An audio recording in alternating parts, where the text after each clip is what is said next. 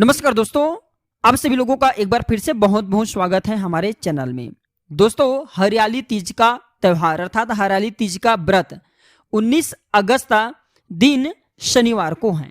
दोस्तों, शिव और पार्वती के पुनर्मिलन के उपलक्ष्य में मनाए जाने वाले जो त्यौहार है इसे हरियाली तीज के नाम से जानते हैं। दोस्तों, ऐसे मान्यता है कि माता पार्वती ने 107 जन्म लिए थे। कितने जन्म लिए थे? माता पार्वती ने 107 जन्म लिए थे भगवान शिव को पति के रूप में पाने के लिए। अतः दोस्तों, माता पार्वती की कठोरता पर उनके 108वें जन्म में भगवान भोलेनाथ ने पार्वती जी को अपनी पत्नी के रूप में स्वीकार किया। तभी से ऐसा मान्यता है कि दोस्तों, इस व्रत को करने से जो माता बहनें हरियाली तीज के व्रत रखती हैं, ऐसा मान्यता है कि माँ पार्वती प्रसन्न होकर के उनके पति को, जो माता बहनें व्रत रखती हैं, उनके पति को दीर्घायु होने का आशीर्वाद देती हैं। दोस्तों, वैसे तो ये त्यौहार 3 दिन तक मनाया जाता है, लेकिन समय की कमी की वजह से लोग इसे केवल एक ही दिन मनाते हैं। इसे पतिव्रता पत्नी निर्जला व्रत रखती हैं, हाथ में नई चूड़ियां, मेहंदी, पैरों में अलता लगाती हैं और नए वस्त्र पहनकर माता पार्वती की पूजा अर्चना करती हैं। इस वीडियो में जानते हैं हरियाली तीज के दिन क्या करें, ये जानना बेहद जरूरी है। तो सबसे पहले महिलाएं किसी बगीचे में या फिर मंदिर में एकत्रित होकर के माता पार्वती की प्रतिमा बनाएं और उन्हें रेशमी वस्त्र और गहने से सजाएं। इसके पश्चात अर्ध गोले का आकार बना करके माता की मूर्ति के बीच में रखें और माता की पूजा करें। इसके बाद सभी महिलाओं में से एक महिला कथा सुनाए, बाकी सभी कथा को ध्यान से सुने, वह मन में पति का ध्यान करे और पति की लंबी उम्र की कामना करे। कुछ जगहों पर महिलाएं माता पार्वती की पूजा करने के पश्चात लाल मिट्टी से नहाती हैं। तो ऐसे मान्यता है कि ऐसा करने से महिलाएं पूरी तरीके से शुद्ध हो जाती हैं। दोस्तों, मैं आप लोगों को इस वीडियो के आखिरी में बताऊंगा कि हरियाली तीज के दिन चूड़ी के ऐसे कौन से उपाय किया जाए जिससे आपके पति के जीवन में, जो माता बहनें उनके पति के जीवन में कोई परेशानी ना आए और उनके पति खूब तरक्की को प्राप्त करें। आइए इस वीडियो में जान लेते हैं हरियाली तीज के दिन अगर शिवलिंग पर कुछ सामग्री को चढ़ाया जाए तो आपको बहुत ज्यादा लाभ मिलेंगे। आप में से बहुत सारे लोगों को पता नहीं होता कि शिवलिंग पर क्या चढ़ाने से क्या लाभ मिलता है। हरियाली तीज के दिन अगर शिवलिंग पर इन चीजों का अभिषेक करेंगे तो आपको खूब लाभ की प्राप्ति होगा। दिन दुगनी रात चौगुनी आपके पति की तरक्की होगा। विशेष मनोकामना के लिए, विशेष परेशानी को दूर करने के लिए हरियाली तीज के दिन ये उपाय जरूर करिए। ये अभिषेक भगवान शंकर जी के शिवलिंग पर जरूर करें। दोस्तों, आप क्या जानते हैं, आपको पता है कि नहीं, जान लीजिए कि शिवलिंग पर हमें कौन सी अनाज चढ़ाने से किस फल की प्राप्ति होता है, कौन सी द्रव्य चढ़ाने से कौन सी फल की प्राप्ति होता है, सारे जानकारी इस वीडियो में मैं आप लोगों को बताऊंगा। सावन समाप्त होने के कगार पे है और आज लाइव स्ट्रीम मैं आप लोगों के लिए फिर से लाया हूं, तो वीडियो को आज छोड़ करके मत जाना। दोस्तों, मैं आप लोगों को बताना चाहूंगा इस प्रकार के ज्ञान आपको बहुत ही कम मिलेंगे।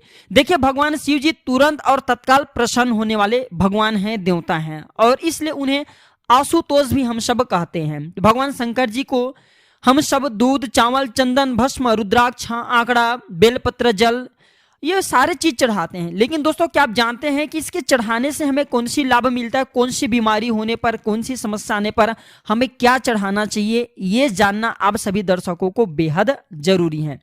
तब दोस्तों देखिए, अगर आपकी समस्या कुछ और है और शिवलिंग पर आप कुछ और चढ़ा रहे हैं तो इससे आपको लाभ नहीं मिलेंगे, बल्कि जिस समस्या के लिए जो चीज चढ़ाया जाता है, अगर जैसे कि मान के चले दोस्तों, अगर आपकी पेट में दर्द हो रहे हैं तो पेट में होने वाले दर्द को दूर करने के लिए पेट दर्द की दवा खाएंगे तो पेट की दर्द ठीक होगा, ना कि बुखार उतारने वाली आप दवा खाएंगे। तब उसी प्रकार अगर आपके जीवन में जो समस्या चल रही है उस समस्या को दूर करने के लिए अगर उसी प्रकार के उपाय किया जाए तो आपको लाभ मिलेगा। दोस्तों, वीडियो में आगे बढ़ने से पहले, जानकारी बताने से पहले सभी लोगों को बताना चाहूंगा आज के जो वीडियो है कम से कम 25 मिनट की लाइव होने वाली है, तो 25 मिनट का अपना बहुमूल्य समय जरूर देना। इस 25 मिनट में मैं आप लोगों को ऐसा जानकारी बताऊंगा, ऐसा नहीं कि केवल शिवलिंग पर चढ़ाए जाने वाले वस्तु। दोस्तों, मैं आप लोगों को शिवलिंग पर गुप्त वस्तु रखे जाने वाली चीजों के बारे में बताऊंगा, जिससे आपको आकस्मिक धन की भी प्राप्ति होगा। कर्जे का कैसा भी आपके जीवन में परेशानी चलो, वो सब जड़ से समाप्त हो जाएंगे। और मैं आप लोगों को हर दिन बोलता हूं, प्राचीन ज्ञान एक यूट्यूब चैनल ही नहीं बल्कि आप सभी दर्शकों का परिवार है। दोस्तों, मैं इसे अपना चैनल नहीं समझता, आप मेरे वीडियो को देख रहे हैं, आप मेरे व्यूअर्स नहीं, बल्कि आप सब मेरे परिवार के हिस्से हैं, आप मेरे लिए पूजनीय हैं।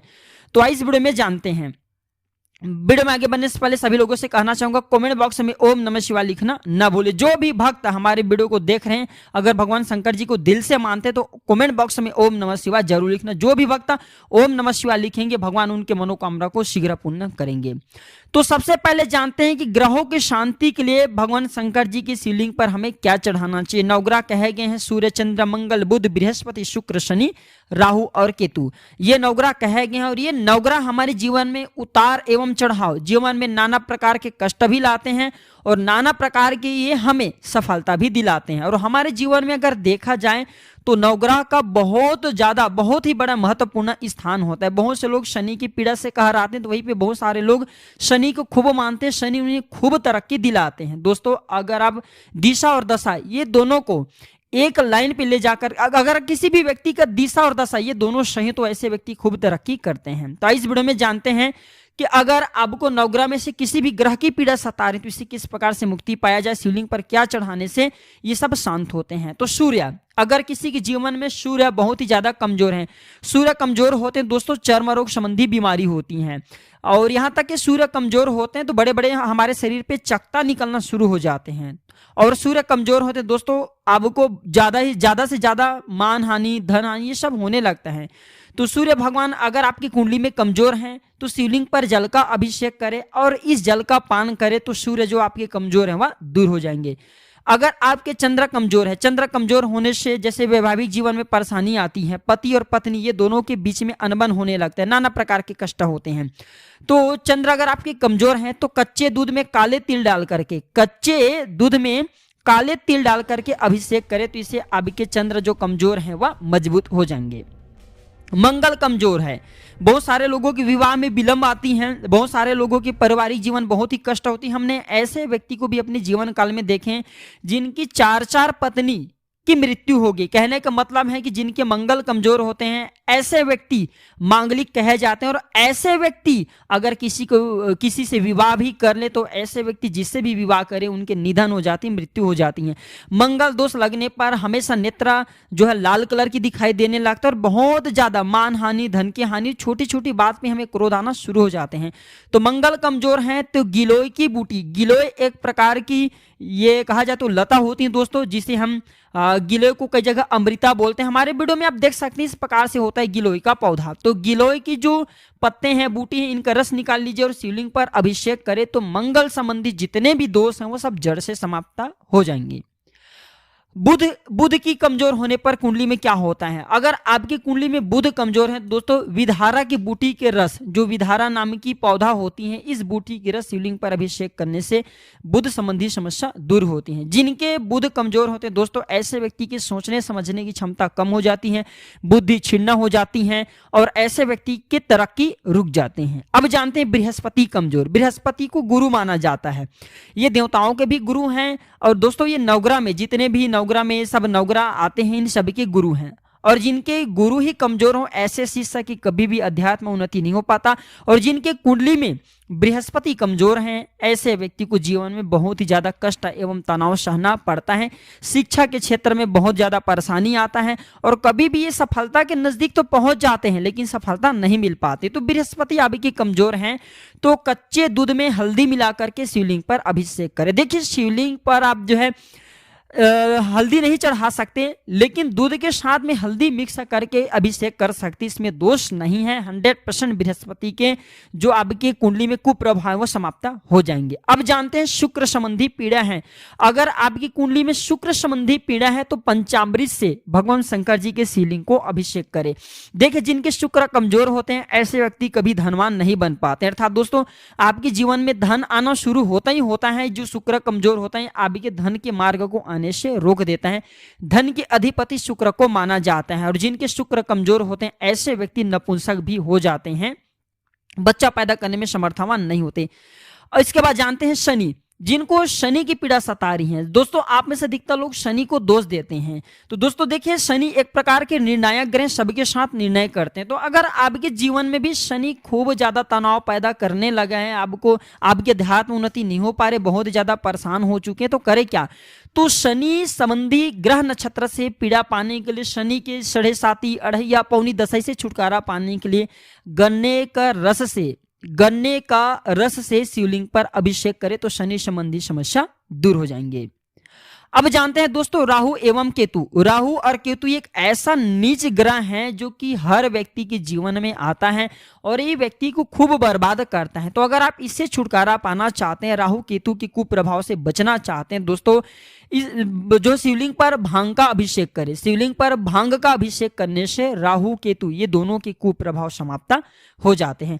अब चलिए इस वीडियो में जानते हैं कि हम सब लोग भगवान शंकर जी के शिवलिंग पर जल, बिल्वपत्र एवं नाना प्रकार के आंकड़े हैं, धतूरे हैं, बहुत सारी चीजों को हम चढ़ाते हैं। लेकिन दोस्तों क्या आपको पता है कि इसे चढ़ाने से हमें क्या फल की प्राप्ति होता है और कौन सी बीमारी होने पर, कौन सी समस्या आने पर हमें जल, बिल्वपत्र एवं नाना प्रकार की इन सामग्रियों को, द्रव्यों को चढ़ाना चाहिए। आज की वीडियो बिल्कुल ही मिस करके मत जाना।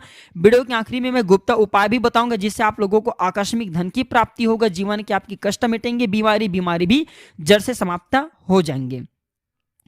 तो दोस्तों सर्वप्रथम जानते हैं हम सब लोग शिवलिंग पर जल चढ़ाते हैं, तो जल चढ़ाने से क्या फल की प्राप्ति होता है। तो शिव पुराण में कहा गया है कि भगवान शिव ही स्वयं जल हैं। भगवान जो भोलेनाथ हैं ये स्वयं जल है और शिव पर जल चढ़ाने का महत्व भी समुद्र मंथन की कथा से जुड़ा हुआ है। आप सभी लोगों को जरूर पता होगा।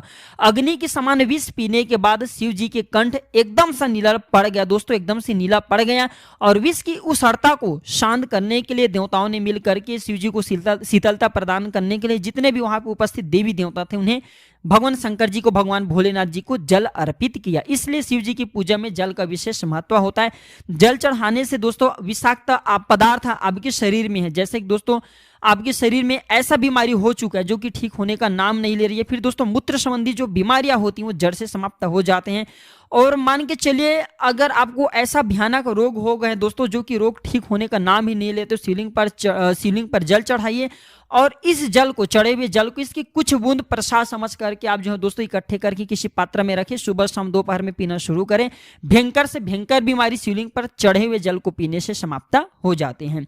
अब जानते हैं बेलपत्र हम सब चढ़ाते हैं। बेलपत्र क्यों चढ़ाते हैं? बेलपत्र चढ़ाने से भगवान भोलेनाथ जी को हमें कौन सी पुण्य की प्राप्ति होता है ये जानते हैं। तो भगवान भोलेनाथ जी के जो ये 3 नेत्र कहे गए और बेलपत्र तीनों नेत्रों का प्रतीक माना जाता है। जो बेलपत्र है ये भगवान भोलेनाथ जी के तीनों नेत्रों का प्रतीक माना जाता है। अतः दोस्तों 3 पत्ती वाले बेलपत्र शिव जी को अत्यंत प्रिय हैं। जो 3 पत्र वाले बेलपत्र हैं भगवान भोलेनाथ जी को अत्यंत प्रिय है। प्रभु आशुतोष के पूजा में अर्थात भगवान भोलेनाथ जी की पूजा में अभिषेक करने के बाद सर्वप्रथम बेलपत्र का स्थान है। बेलपत्र जरूर चढ़ाना चाहिए। ऋषियों ने कहा है कि बेलपत्र भोले भंडारी को चढ़ाना एवं अगर आप जो हैं भगवान भोले भंडारी को अगर 1 बेलपत्र चढ़ाते हैं तो इसके पुण्य 1 करोड़ कन्यादान के फल के बराबर बताया गया है। और भगवान के 3 नेत्रों का प्रतीक है ये बेलपत्र।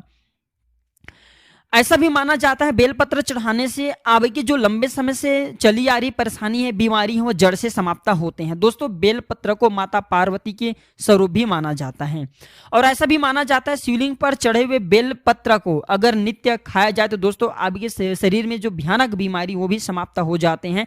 धीरे धीरे होगा लेकिन जड़ से समाप्त हो जाता है। और दोस्तों ये भी माना जाता है शिवलिंग पर चढ़े हुए बेलपत्र को खाने से बुद्धि तीव्र होती है, सोचने समझने की क्षमता बढ़ती है और व्यक्ति को खूब अध्यात्म उन्नति की प्राप्ति होता है।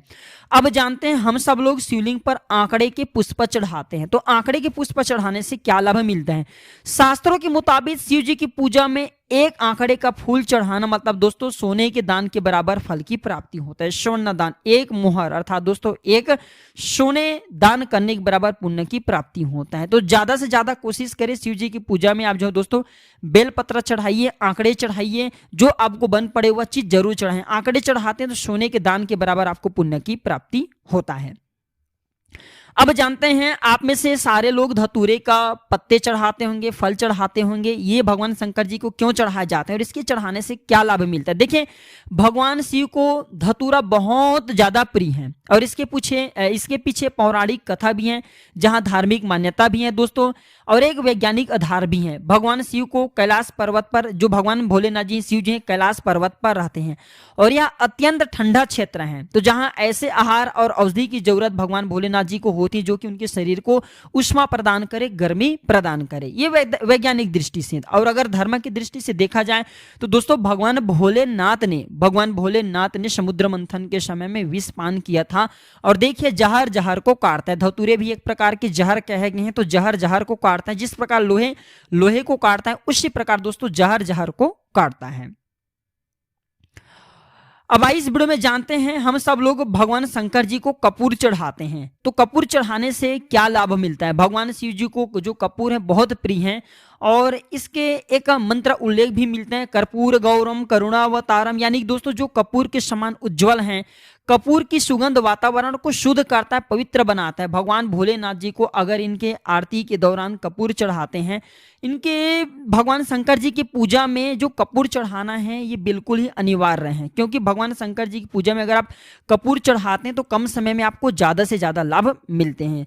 मैं फिर से कहना चाहूँगा, वीडियो को आधे अधूरे मत देखना, आधे बीच में छोड़ करके मत जाना दोस्तों। अधूरे ज्ञान हमेशा खतरनाक होते हैं। अब इधर की जानकारी आपके जीवन में एक ऐसा परिवर्तन लाएंगे जिसकी आप कल्पना भी नहीं किए होंगे।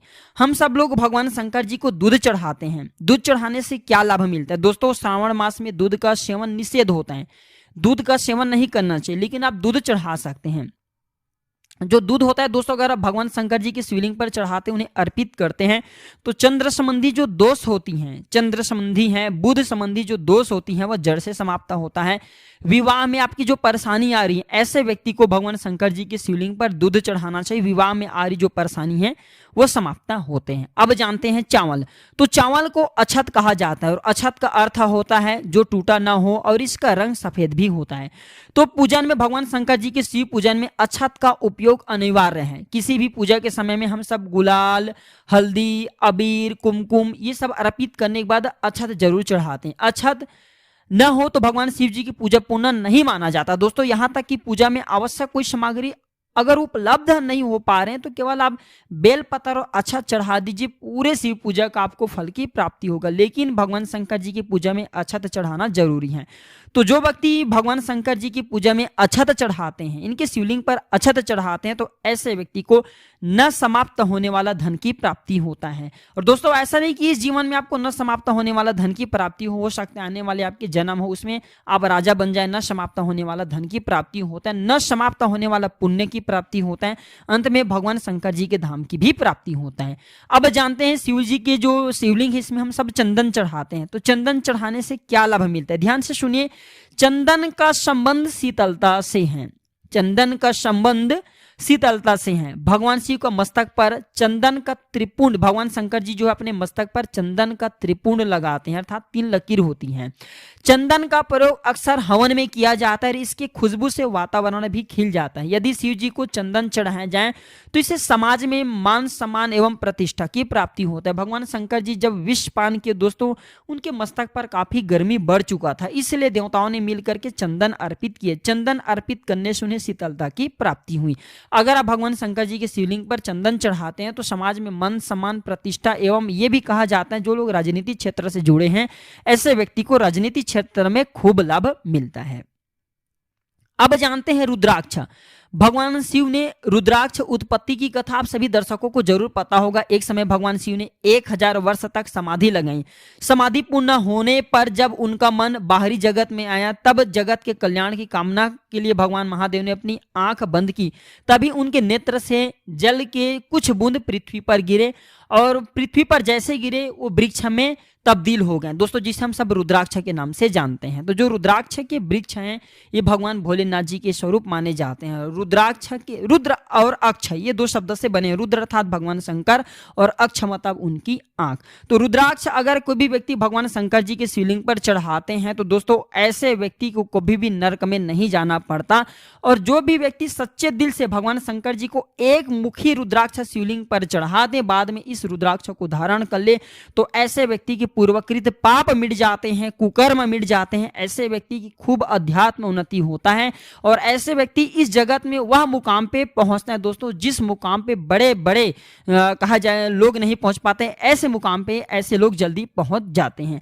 अब इस वीडियो में जानते हैं द्रव के बारे में कि कौन सी द्रव चढ़ाने से क्या फल की प्राप्ति होता है। वीडियो की आखिरी में फिर मैं आप लोगों को 2 उपाय भी बताऊंगा, जो उपाय आपके जीवन में लाभकारी साबित होगा, धन लाभ कराएंगे, अगर संतान की प्राप्ति नहीं हो रहा, आपको संतान की भी प्राप्ति होगा। नौकरी चाहिए, इच्छित नौकरी भी मिलेंगे। विवाह में परेशानी आ रही, कोर्ट कचहरी का मामला है, इन सब से आपको छुटकारा मिलेंगे। सर्वप्रथम जानते हैं हम सब लोग शिवलिंग पर दही चढ़ाते हैं, तो दही का अभिषेक करने से क्या फल की प्राप्ति होता है। जो भी सज्जन, जो भी भक्त भगवान शंकर जी के शिवलिंग पर दही का अभिषेक करते हैं, ऐसे व्यक्ति को पशु, भवन तथा वाहन की प्राप्ति होता है। जो लोग पशु, भवन और वाहन की कामना रखें, ऐसे व्यक्ति इस सावन के महीने में दही का अभिषेक शिवलिंग पर करें।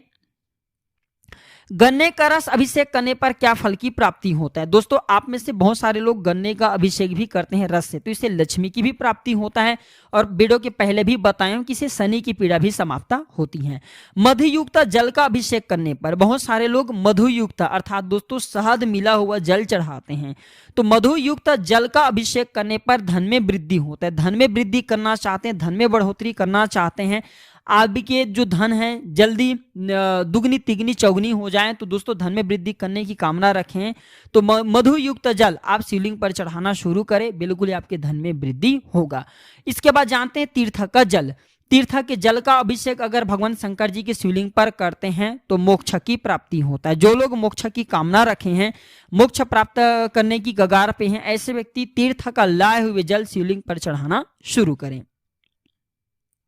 इसके बाद है इत्र मिले जल का अभिषेक करने पर रोग नष्ट होते हैं। लंबे समय से आपकी जो बीमारी आ रही है, ये घर परिवार में किसी को बीमारी है, तो ऐसे व्यक्ति को दोस्तों शिवलिंग पर चढ़े हुए जल ऐसे व्यक्ति को इत्र मिले हुए जल शिवलिंग पर जरूर अभिषेक करना चाहिए। दूध से अभिषेक करने पर पुत्र की प्राप्ति होता है। दूध से शिवलिंग पर अभिषेक करने पर पुत्र की प्राप्ति होता है और प्रमेह रोग शांत होता है, मनोकामना की भी पूर्ति होता है। गंगा जल का अभिषेक करने पर ज्वर ठीक होता है। जिस व्यक्ति को लंबे समय से बुखार है, चाहे कैसा भी बुखार हो, ज्वर हो, आप इनसे छुटकारा पाना चाहते हैं, आप डॉक्टरी दवा कीजिए। डॉक्टरी दवा के साथ साथ अगर आप ये उपाय करेंगे तो कम समय में आपको ज्यादा लाभ मिलेंगे। तो गंगा जल का अभिषेक करें और अभिषेक हुए जल का कुछ बूंद आपको दोस्तों प्रसाद स्वरूप भगवान भोलेनाथ जी के शिवलिंग से जो गिरता हुआ जल है आप उसे इकट्ठे कर लीजिए और इसे उन्हें पिला दीजिए, तो जल्दी उनके ज्वर ठीक हो जाएंगे। क्योंकि ज्वरासुर भगवान शंकर जी के पसीने से ही उत्पन्न हुए हैं। जो ज्वर नाम की हम सब लोग बोलते हैं ना कि बुखार आ गए, ज्वर आ गए, ये ज्वर भी भगवान शंकर जी के पुत्र कहे गए हैं। ये ज्वरासुर भगवान शंकर के पसीने से उत्पन्न हुआ है। अब जानते हैं दूध शर्करा और ये दूध और शर्करा ये दोनों को मिक्स करके मिश्रित करके अगर शंकर जी के शिवलिंग पर, भोलेनाथ जी के शिवलिंग पर अभिषेक किया जाए तो सद्बुद्धि की प्राप्ति होता है। घी का अभिषेक किया जाए तो वंश में विस्तार होता है। जो लोग जैसे कि पुत्र रत्न की प्राप्ति करना चाहते हैं या फिर जिनके घर में लड़की पैदा हो रही है, वो जो चाहते हैं कि उनके घर में पुत्र रत्न की प्राप्ति हो जाए और उनके वंश में विस्तार हो, तो ऐसे व्यक्ति घी का अभिषेक शिवलिंग पर करे, वंश में आपके बिल्कुल ही विस्तार होगा। और सरसों के तेल से अभिषेक करने पर दोस्तों रोग तथा शत्रुओं का नाश होता है। जो आपके पुराने रोग हैं वो दूर होते हैं और शत्रु का नाश होता है। अब जानते हैं शुद्ध शहद से अभिषेक करने पर क्या होता है। दोस्तों, अगर आप शुद्ध शहद का अभिषेक शिवलिंग पर करते हैं तो पाप का क्षय होता है, आपके जो पाप है वह मिटते हैं। अभी इसके अलावा कुछ सामग्री के बारे में भी बता दूं दोस्तों, जो कि हम सब लोग शिवलिंग पर चढ़ाते हैं। इसके बाद मैं आप लोगों को दोस्तों उपाय बताऊंगा। तो शिवलिंग पर कच्चे चावल चढ़ाने से धन संपत्ति की प्राप्ति होता है। तिल चढ़ाने से समाज में और आपको मान सम्मान की प्राप्ति होता है। तिल चढ़ाने से समस्त पापों का नाश होता है। शिवलिंग पर जौ चढ़ाने से लंबे समय से चली आ रही परेशानी दूर होता है। शिवलिंग पर गेहूं चढ़ाने से सुयोग्य पुत्र की प्राप्ति होता है। शिवलिंग पर जल चढ़ाने से परिवार के किसी भी सदस्य का तेज बुखार ये सब कम हो जाता है। शिवलिंग पर दूध में चीनी मिलाकर के चढ़ाने से बच्चों का मस्तिष्क तेज होता है। शिवलिंग पर गन्ने का रस चढ़ाने से सांसारिक सुखों की प्राप्ति होता है। शिवलिंग पर गंगा जल चढ़ाने से मनुष्य को भौतिक सुखों के साथ साथ मोक्ष की प्राप्ति होता है। शिवलिंग पर शहद अर्पित करने से टीबी या फिर मधुमेह संबंधी जो बीमारियां जड़ से समाप्त होता है। शिवलिंग पर गाय के दूध से बना शुद्ध देसी घी चढ़ाने से शारीरिक दुर्बलता से मुक्ति मिलती है। शिवलिंग पर आंकड़े का फूल चढ़ाने से सांसारिक बाधाओं से मुक्ति मिलता है और मोक्ष की प्राप्ति होता है। शिवलिंग पर समी के पेड़ के पत्ते को चढ़ाने से सभी प्रकार के दुखों से छुटकारा मिलती है। अब कुछ सामग्री के बारे में और भी बता दूं, इसके बाद मैं आप लोगों को उपाय की ओर ले चलता हूं। तो शिवलिंग पर बहुत सारे लोग पीपल के पत्ते चढ़ाते हैं। तो ऐसा माना जाता है पीपल को भगवान विष्णु और श्री कृष्ण जी के स्वरूप कहे गए हैं।